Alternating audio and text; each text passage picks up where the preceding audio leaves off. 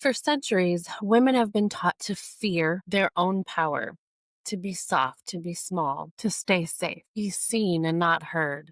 But underneath that conditioning lies a deeper truth, a familiar calling, an unmistakable energy, the dark feminine. Ooh, it's raw, magnetic, sexy, intuitive, confident, sultry, mysterious, an unapologetic energy that births transformation and confidence. And today, we're going to do a deep dive into what the dark feminine is and what it really means to embody her, not through chaos, but as creation. So come to the dark side with me to learn more. And no, not in a Star Wars way, more of a metaphysical way. Hi, friends. Welcome back to the Do Life podcast, where we talk about life, its challenges, and some clever ways to tackle some common obstacles with cutting edge technology, scientific based research, and a splash of metaphysical properties. I'm your host, Life Coach Layla, and today we're diving into a topic that's mysterious, magnetic, and often misunderstood: the dark feminine. This episode is for every person who's ever been told that they're too much, too emotional, too strong, too intimidating, too sensual, too loud, too deep, too whatever, and has learned to shrink themselves down in order to feel love. Today, we're not shrinking anymore. We're remembering. We're remembering who the fuck we really are and what we came on this planet to do.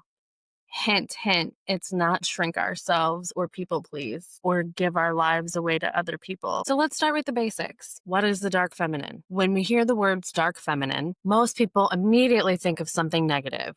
I blame Star Wars. Uh, but do you think of something evil, something dark, something satanic sometimes? Like darkness equals danger or chaos or manipulation or sin. But in truth, dark doesn't mean bad, it means hidden. And the dark feminine is the part of ourselves that we hide, our shadow self, the emotions, the instincts, the desires, all the things that we've been conditioned to repress because they either made others uncomfortable or gave us too much power. It's the raw, unfiltered, intuitive, and untamed side of the feminine energy. The side that says no when everyone else expects them to say yes, because that side has learned to set and enforce healthy boundaries. The side that feels rage and anger and isn't afraid to express it. Part that isn't afraid to express itself sexually and doesn't feel the need to constantly apologize for even just existing. Part that knows her worth without needing any kind of external validation or to give any kind of explanation either. The dark feminine is the opposite of light feminine, obviously, which is often characterized by its qualities of like nurturing, softness, empathy, and selflessness. And now, I'm not here to say that one is inherently better than the other or one's good and one's bad. I think to live a harmonious life, they need to be in balance, equal to each other. But what I've noticed is that with a lot of modernized or Western cultures, we've been taught to suppress the dark side and only embrace the light, because embracing the darkness would oftentimes put you in danger. For so long, women have been praised to be in their light feminine, for being nurturing, serving, gentle, unforgiving. And while those are all really beautiful qualities to have, without the dark, the light burns out. The shadow gives the light its shape, and vice versa. So embracing the dark feminine means knowing and acting your work. It's confidence, it's sexuality, it's intuition, it's mystery, it's your shadow self, it's self-acceptance, it's setting and enforcing boundaries, it's feeling all of your emotions unapologetically, knowing it's okay to cry. And I mean like a lot if you want to. Bawl like a baby. It's okay to rage out in a healthy, harmless way, like punching pillows or going to a rage room, as long as it's a way that doesn't hurt you or other people. And it's okay to feel your feelings. Doing so helps allow transformation and room for growth. And we'll go deeper into how to embody each of those a little later in the episode. But first, I do want to talk a little bit about how society has taught us, mostly women, to suppress the dark feminine. Think about how early we learned to disconnect this part of ourselves. And I'm not even talking about the suppression throughout history, like the Salem witch trials or the American plan. Don't get me started. I'm talking about just in our lifetime. As little girls, We're taught to be obedient, to not be so bossy, to do as we're told, to be seen and not heard. As teenagers, we're taught to not be so emotional. We're taught to not be so opinionated or ask questions. And then as women, we're taught to be agreeable, accommodating, submissive, and small. We're praised for being nice, but rarely acknowledged for being authentic. And every time we silence our anger or swallow our truth or dismiss our intuition, we exile our dark feminine energy deeper into the unconsciousness. And ultimately, this results in burnout and disconnection and self destruction and people pleasing, self sabotage, dysfunctional relationships, creative blocks, emotional instability, depression, and the list goes on. And eventually it turns into resentment because the dark feminine doesn't disappear. She just waits. She waits for the moment that you can no longer fake being fine and have no choice but to reclaim her. And reclaiming your dark feminine isn't just about becoming aggressive or cold or manipulative or any of the other common misconceptions. It's about integration. It's about bringing your shadow back into the light with love and curiosity, not blame and shame and guilt. And we'll go deeper on this in a moment. But first, I wanted to talk about the connection between the moon and the feminine, specifically the new moon, which is also known as the dark moon, and the dark feminine. It's typically common knowledge that the sun is a very masculine energy. It's related to male figures throughout history. And most men are on a 24-hour cycle energetically. The moon throughout history has been associated with females and feminine energy, as we are supposed to be on a 28-day cycle energetically. So when there's a new moon, it's the perfect time to connect with the dark moon energy. And when working with the dark feminine and new moon energies, you're invited to go inward, to reflect, to release and reset. In the darkness, new seeds grow. We let go of who we were to make space for who we're meant to become. I bought a Moonology book from Yasmin Bolin. I've been buying the Moonology diaries for years. I think they're so fun to work with. But she does full moon forgiveness and new moon wishes. And that resonates with the majority of my research in working with the moon. And somewhere on social media, I don't remember where, there was this cute little song that just pops into my head subconsciously every night of the new moon. And it's new moon, new me. I am planting my seeds. New moon, new me, new energy. And it's cute and catchy. And it's fun. You don't have to adopt that. You don't have to do any of this. This is just a little blurb that I wanted to insert here because I feel like it's relevant. And not a lot of people want to work with astrology or any of those things, and that's fine. I understand. But for those of us that want to go a little deeper, I thought this would be helpful information. So I wanted to share that with you. But in general, dark side of the moon often primarily relates to new beginnings and a connection to the subconscious or unknown. It also represents the hidden or mysterious elements of life and within oneself. And it can signify periods of closure, the end of a cycle, or time for deep inner work like shadow work, inner child healing, and intuition building. And essentially, that's the energy of the dark feminine, death and rebirth, endings that make room for new beginnings. So when we work with the new moon intentionally, we're not just setting goals, we're aligning with the natural rhythm of transformation. And that's why I chose the new moon of next month to host something special I've been working on, specifically because Thursday, November 20th, there's a new moon in Scorpio, and I'm hosting a free masterclass on the dark feminine. So if you don't get enough information here, you want to go deeper, or you want to learn more, or you're really excited about this, or you're ready to reclaim your energy, please join me at 6 p.m. Central Standard Time. I'm in St. Louis area, so if that helps figure out time zones, leave a comment on whatever platform you're watching this on, just leave the comment that says moon. And or if you see a short or a reel or a post, comment moon and I will add you to the list and get you signed up for the free masterclass that I'm hosting that night. It's an evening designed to help you reclaim, to help you reconnect with your shadow, release emotional suppression, and reclaim your true power. A new moon in Scorpio is about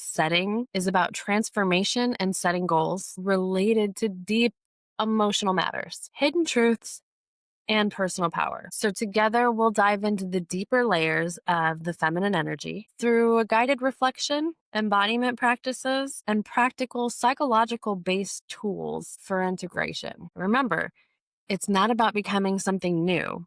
It's about remembering who the fuck you are and who you've always been, who you were meant to be. So if you've been feeling burnt out, disconnected, or you're ready to fully embody your truth, your purpose, this class is for you. So leave me a comment and reserve your spot now, and follow my social media pages for more information. And even if you can't make it and you still just want more info, let's go deeper into some ways that you can integrate the dark moon energy on your own right now. So now that we understand what the dark feminine is, the next question is, how do we embody her? And I just want to say that the dark feminine isn't a concept. She's an experience. She lives through your body, through your boundaries, through your choices, and your energy. So let's explore some of the many ways that she can show up and how you can begin to invite her back. So number one would be to embrace your sensuality and sexuality. Dark feminine is deeply connected to the body, to pleasure, to desire, and sensual expression. And this isn't about being provocative. It's about being present. Sensuality is a portal to self-awareness. When you allow yourself to move, touch, feel, and breathe without shame or guilt or the fear of judgment, you activate creative life force energy. Is Kundalini energy tied to the dark feminine energy? Also connected to the Kundalini. I don't know if you've heard anything about that or researched it. My friend Dawn Hong is an amazing Kundalini expert. Highly suggest you look her up and do any kind of classes or courses that she offers and experience it firsthand yourself. It's just one of those things that it's really hard to explain. And maybe I'll do a whole episode on that some other time. But right now we're working on the dark feminine energy, which is a close relative. Kundalini is a part of that energy. It's the life force energy. So it's also tied to everything we're talking about right now. Ways that you can embody it are like dancing alone, taking long, slow baths, feeling your skin, feeling hyper focusing on sensations, touches, and feelings of everything. Exploring self touch, not necessarily just sexual, but just in general, just actively feeling and being aware and present of the nerves in your body and your skin. I did something called the PQ coaching method, and actually hyper focusing on different sensations and sounds and visuals and looking at things intensely and basically intensifying all of your senses is a part of meditation. It's something people can learn to do to calm anxiety, which is just controlling your mind. So, hyperfixating on sensual feelings and touch is a way that you can embody this dark feminine energy, and adorning your body intentionally. Like when you get dressed in the morning and you put your earrings on, don't just rush through and do things. Be slow and strategic.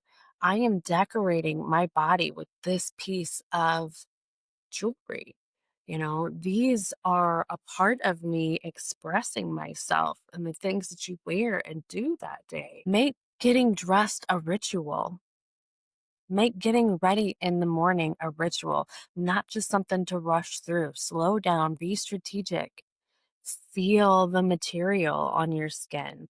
And this is where decluttering comes in. I did a whole other episode on that, but only wearing things that make you feel powerful, getting rid of worn out, wholly torn, ratted clothing, undergarments, those don't make you feel powerful. So turn that normal things that you rush into.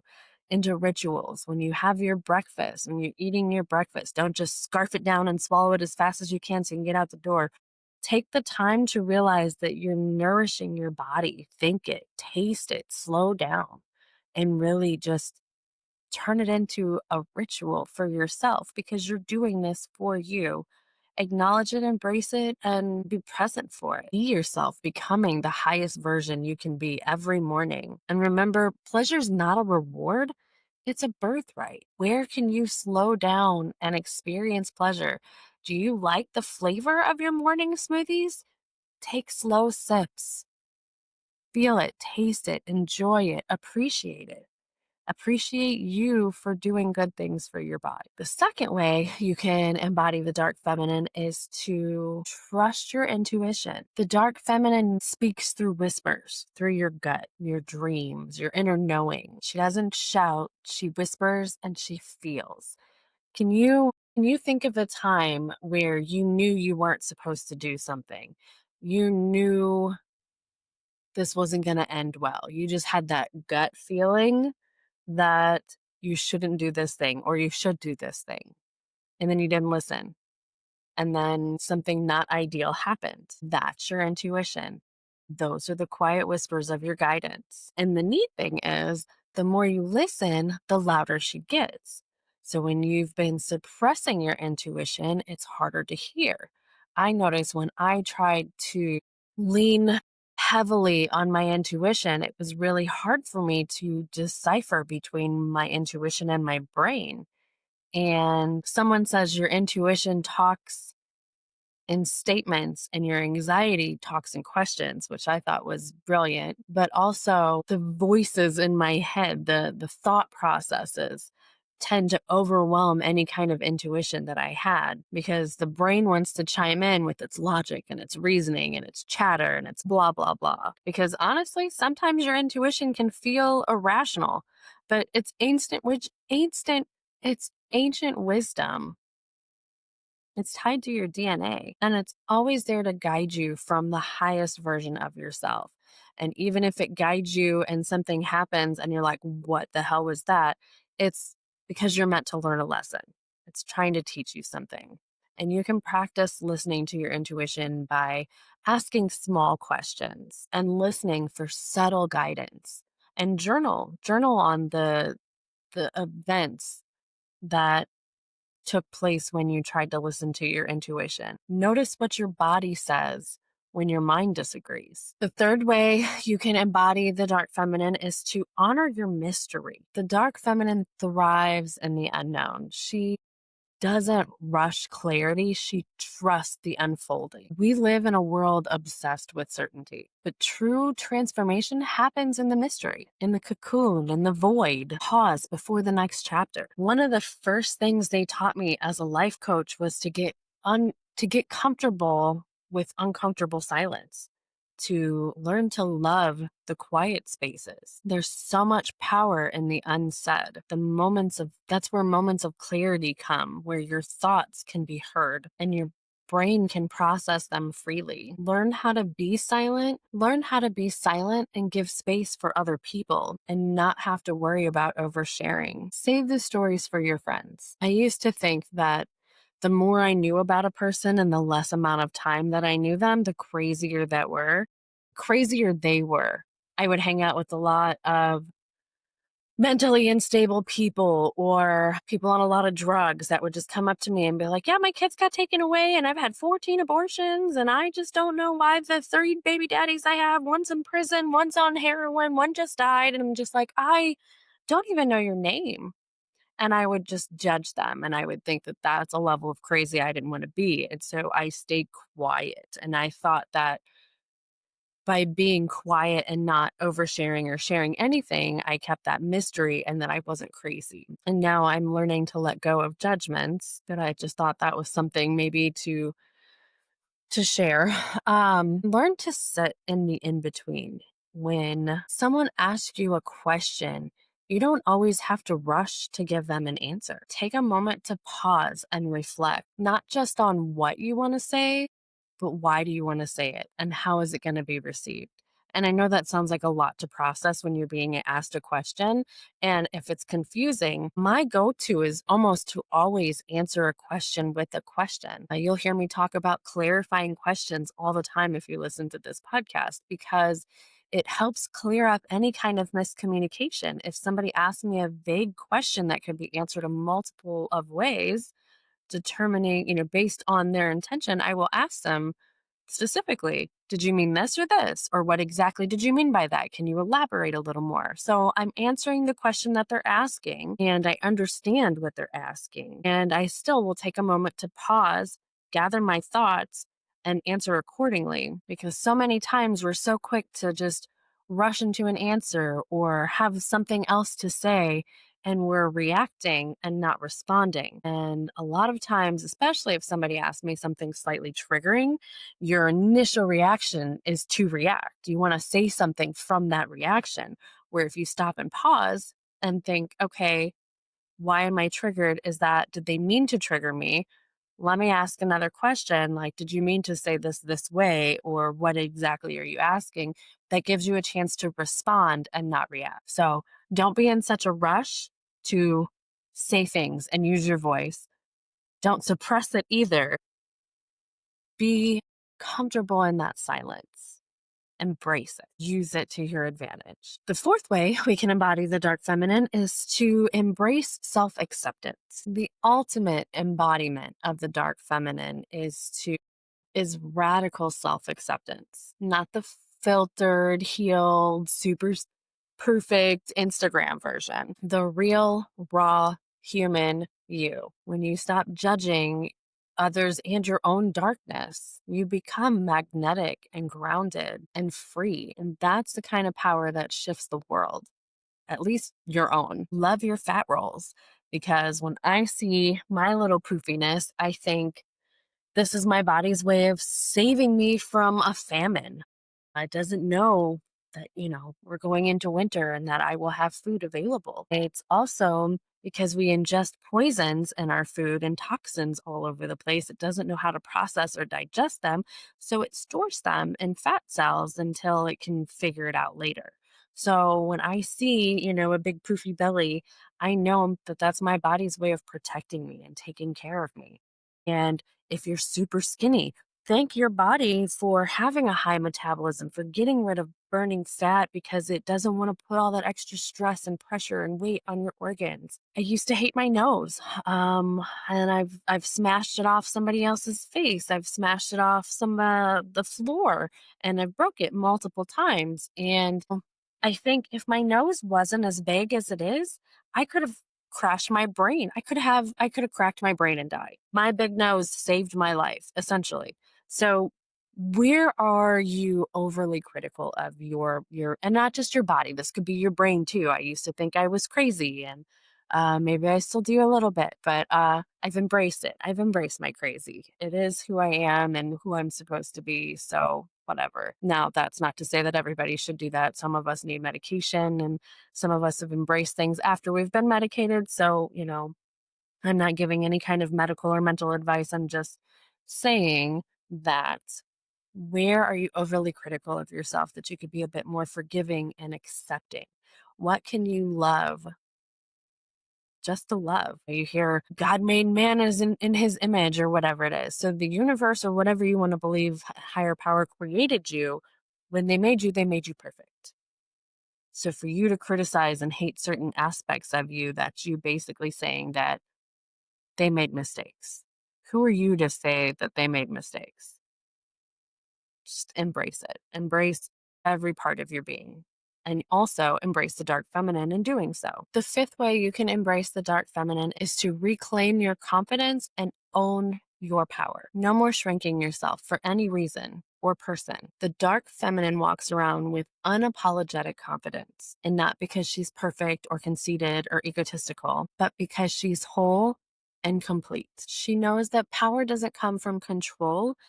It comes from within. It comes from authenticity. So step into your confidence by owning your story. Speak truth, even when your voice shakes. Know that no one is ever any better than you, and you have every right to be anywhere that you are. Stop apologizing for just existing.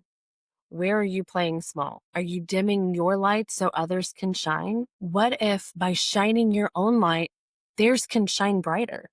So you're essentially dimming their lights by not shining your own. You are powerful. And confidence isn't arrogance, it's embodiment. And who are you to decide what's best for other people? Did they ask you to dim your light? Or did you just think that that was in their best interest? Why is that your call? Don't dim your light. Shine your own light, because you might be motivating other people to shine their lights by shining your own as opposed to dimming. Which brings me to the sixth way that you can embody the dark feminine, which is setting and strengthening your boundaries. Every no is a sacred act of self love and self respect. You can't pour from an empty cup. Stop giving yourself and your energy away to people and places that don't deserve it. The dark feminine teaches us that boundaries aren't walls, they're doors. They're doors that decide who and what get access to you, to protect your peace, to protect your energy, to protect your mental and emotional well being. And if you've been overgiving or saying yes to avoid guilt, setting boundaries is your medicine. And I have an entire episode on setting boundaries. I'll link it in the show note. Highly suggest if this is something you struggle with, you watch that episode and join me for the masterclass. But say no without explaining. Rest without feeling like you need to earn it. Walk away from people and things without guilt. This one gets me a lot because I see so many people holding on to situations I'll just say my middle daughter dated a dude who was super disrespectful of her time, her life, her decisions, everything. And she didn't want to break up with him because it would hurt her feelings. It would hurt his feelings. And I finally sat her down and said, "You're so worried about his feelings. Where has he shown any kind of concern for yours?" And that kind of struck a nerve with her. And she realized, she's doing all of these things to accommodate someone who could give two shits about her, honestly, and was just being manipulated at that point. And I see this happen so often. We're fed breadcrumbs and starving for more breadcrumbs when there's a whole feast if we would just turn around. I hope that metaphor makes sense to some people. Anyway, the seventh way that you can embrace the dark feminine is to allow transformation. Like I said earlier, the dark feminine is the goddess of death and rebirth. She destroys what's no longer aligned so you can rise renewed. Transformation requires surrender.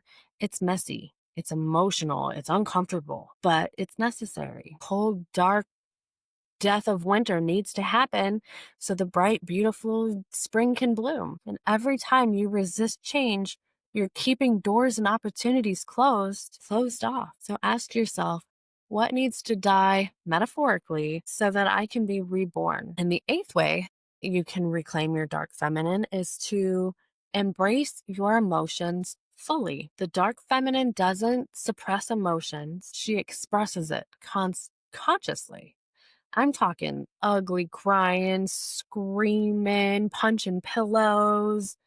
Feel your feelings. Dance out your anger or your joy. Write about your grief. All of these sacred rituals. Have you ever, act like a toddler? Have you ever actually observed a toddler? I used to swear they were all insane until I grew a bit more emotionally mature. And then I realized that they're just fully processing all of their emotions all of the time. Society teaches us to believe that that's crazy.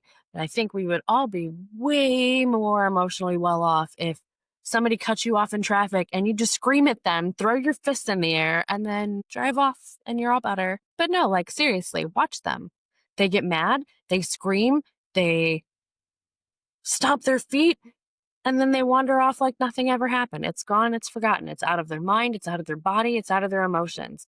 I read something the other day. I can't remember this exactly. Please don't quote me and hate me if I'm slightly off in the numbers. But it's like the emotion, the chemical reaction of an emotion in your body is only there for 90 seconds. Yeah, I'm like 90% sure that that's accurate, but it's something along those lines. Like, I know it's a very small, minimal amount of time that the chemical reaction of that emotion is in your body. And that's how long it takes a toddler to process it. They process it until they don't feel it anymore. And then they're over it. They move on like it never happened because they're not suppressing it. They're not holding on to it. They're able to fully release it. They don't suppress their emotions until we teach them that. They don't hold grudges. They don't bottle things up. They process it immediately and poof, it's gone. And again, I'm not saying we should all act like toddlers all the time, but we could take notes. We could take some notes. Motion is energy and motion. And when you give yourself the opportunity to fully feel it, you free it. The more you allow yourself to feel, the less power your emotions have over you. When you feel a moment of grief, the reason that grief lasts for so long is because you store it and embed it in your brain. So every time you have a thought, the brain doesn't know that it's a thought and not reality happening all over again. So anytime you feel sad or happy or angry, those emotions pop back up every time you think about it. If you were able to just let it go and you quit giving it so much power, you would ultimately not let it have so much control over you. The ninth way that you can embody the dark feminine energy is by creating rituals and a sacred space. And we kind of briefly discussed this when I talked about like getting dressed and ready in the morning, making it a ritual. Those are the things I'm talking about is giving space to yourself to embody this energy and these feelings. You can turn it into other rituals like lighting a candle every night or every morning, or speaking something into your water. There's random studies that show that your water holds memory, and you can say nice things to it and bad things to it, and it reacts differently based on what the science is up in the air about that, and we're not going to get into the schematics, but you could make it a ritual to say nice things to your water before you drink it. You can pull tarot cards. You can write your journal, writing in your journal prompt. Something I'm going to give away in the masterclass that I'm talking about is a free journal prompt to help you embody the dark feminine. So join me if you'd like that, because that's a way that you can create sacred rituals and right intentions. So, working with the new moon is another way that you can set rituals. But these things help ground your subconscious into integrating change through symbolic actions. The dark feminine loves intentionality, and everything she touches becomes sacred. So, from your morning coffee to your moonlit journaling, do at least one thing for yourself every day and with intention. And number 10, probably the most important, is to practice shadow work. What is shadow work? I will probably do a whole episode on this by itself because it is so much and it's so in depth, but it's essentially the heart of the dark feminine path. It's about facing the parts of yourself that you've labeled unworthy. Your jealousy, your anger, your intimacy, your pride, shame, neediness, and bringing compassion to them. Instead of asking, how do I fix this? Ask, what part of me is this trying to teach me? When you learn to integrate your shadows, you stop leaking energy through the cracks. And leaking energy happens, I picture like holding on to your energy and you're trying to hold it and things are dropping and spilling and moving because you're trying to hold on to too much. When you can learn to let go, it just disappears. So the whole time you're trying to hold on to it and grab it and do all the things, it's a struggle. That if you just let go, it disappears and you don't struggle anymore. So I don't know if that's helpful. But yeah, you stop leaking energy when you stop trying to hide it. We all have a history. You hear everybody has skeletons in their closet. It's your past. It's when I said to embrace your past, embrace all of you fully. Everything that happened to you made you who you are today. So I'm not going to go into detail, but I've had a very traumatic childhood. And to say that I wish some of those things didn't happen is very correct. But also, in the same time, I understand that I would not be who I am had those things not happened. I talked with my spouse not that long ago that we are one decision away from having entirely different lives. If I wouldn't have decided to stop doing drugs, if he wouldn't have stopped hanging out with people who ended up dying, like there's one decision in our lives that have made our lives completely different. And most of us have had multiple decisions that have ultimately changed the trajectory of our lives entirely. So to hide and reject the things that happened to you that created the person you are today is not embracing your dark feminine. So that means getting real, raw, and honest with what parts of yourself you're hiding and why. Maybe it's your anger you're suppressing, your sexuality, your intuition, your voice. Shadow work is one way to begin the reclamation. You start by noticing your triggers, the people or situations that stir up something uncomfortable inside you.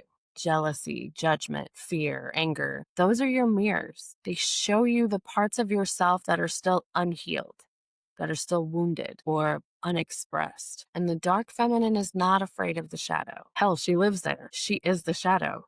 She transforms it. When you begin to integrate her energy, you feel different. You stop chasing validation and start magnetizing opportunities. You speak with authority, not from ego, but from embodiment. You become soft and strong, compassionate but uncompromising. You stop performing and start becoming. So, in closing, I just want to say that the dark feminine isn't something to fear. She's something to honor. She reminds us that there's power and purpose in our pain, there's wisdom in our wounds, and magic in our emotions. So, take a moment and ask yourself today, where have I dimmed my light to make others shine brighter? Is that even real? Where have I silenced my truth to keep my peace? Hell, I sent an uncomfortable message to my partner today explaining how I felt about a certain situation that I know wasn't easy for me to send and wasn't easy for him to read. And I apologized for sending it, but also explained that it was because if I don't express these things, we can't work on them together. And me working on them by myself is not doing us any good. And so, for years, by me not saying this or expressing how this makes me feel, I think I'm protecting him because I'm saving his feelings. But the whole time, it's just causing me to fall deeper and deeper away. So, by expressing that and coming up with a solution together, we can heal together. So, it's not my place to say what somebody else's best interest is. And that's kind of why I said that earlier today. But when you silence your truth to keep the peace, you might be doing more harm than good. And what would happen if you stopped apologizing and reclaimed your power? The dark feminine lives in every woman and man, waiting for permission to be seen, heard, and embody. When you stop fearing her, you stop fearing yourself. So I just want to say thank you for sticking with me. Like, share, subscribe, do all the things, leave a comment and review so I can keep bringing you fun content like this. Remember to comment the word moon to get invited to the masterclass on November 20th. It's a Thursday at 6 p.m. Central Standard Time. I love you. I thank you so much for being here. Let's go do life in the darkness. Bye. Love you guys.